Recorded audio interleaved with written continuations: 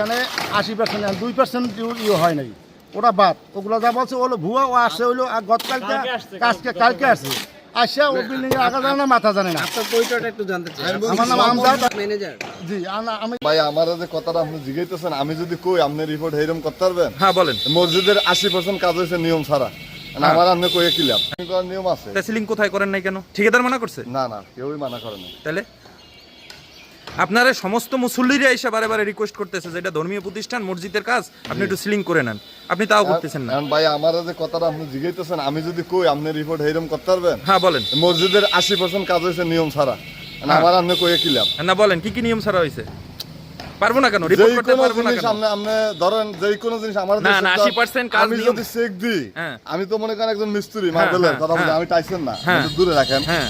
আমি টাইসের মার্বেলের মিস্ত্রি, টাইসেন না। হ্যাঁ। তা আমি যদি ধরি তাহলে এই মসজিদে 80% কাজ হয়েছে আনলিগাল। কি রকম কি কি কাজ হয়েছে? ইঞ্জিনিয়ার নিয়মে কাজগুলো হয় না। কি রকম? মনে করেন বালু সিমেন্ট মিক্স, হ্যাঁ। 4 একে যেটা, হ্যাঁ। এটা মনে করেন আছে 6 একে। হ্যাঁ। তারপর ঢালাই, হ্যাঁ। তারপর মনে করেন কিউরিং, হ্যাঁ। কোনোটাই নিয়ম মতো না। কি রকম হয়েছে একটু রড বলেন। সিমেন্ট বালু কোনোটাই নিয়ম মতো না। প্রতিটা মসজিদে আমি ফাটল ধরছে কেন? হ্যাঁ কেন? ওয়ালগুলো কেন ফাটল ধরছে? না, এটা কি কি কি আমার হয়েছে? দোষ? হ্যাঁ। কেন কারণ বলেন। কারণ বলেন। বালু সিমেন্ট কমতেছে, মিক্সিং এর সমস্যা আছে, হ্যাঁ। কিউরিং করে না এই জন্য। তো এটা তা আমার বলেন, দোষ না। আমরা- আপনারা যদি আপনি বলেন যে ভাই, আপনার উত্তরটা দেন। ঠিকাদার আমারে যদি আপনি বলেন যে আপনি এটা এইভাবে করেন, আমি সেভাবে করতে। ঠিকাদার- ঠিকাদার আপনাকে এভাবে করতে বলে নাই। আমারে যেভাবে আমার বলছে আমি এই জায়গা পরিষ্কার আছে, এই জায়গা সিমিং করা আগের, এখন ময়লা টয়লা পড়ছে বন্যা বা বৃষ্টিতে, এই জন্য আপনি এগুলো হালকা পরিষ্কার করে তারপর কাজ করেন। আমি এইভাবে করতেছি। ঠিকাদারের নাম কি? ঠিকাদার নাম আমি জানি না, আমি বলবো ভাই। কি ফাটল বলে এটা? এগুলোই তো তোমার এই প্লাস্টার ভালো করে হয়েছে না, এগুলো তোমার এই যে মশলা ঢুকাই দিতে হয়, ঢুকাই দেয় নাই, তাই এই কারণে এরকম হয়েছে। কি হয়েছে? সমস্যা হয়েছে তোমার পানি দেওয়া কম হয়েছে প্লাস্টার করতে।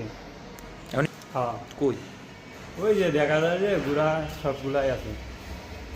এই তোমার প্লাস্টার করতে গিয়ে তোমার শুকনো মাল লাগাইছে বেশি, এর জন্য তোমার জইরা পড়ছে। এগুলা পিতা পিতা মাল দিয়ে করতে হয়, তারা সব এই পানি না দিয়েই শুকনো মাল দিয়ে করছে, এর জন্য ছাদের গুড়া সব পড়ে গেছে।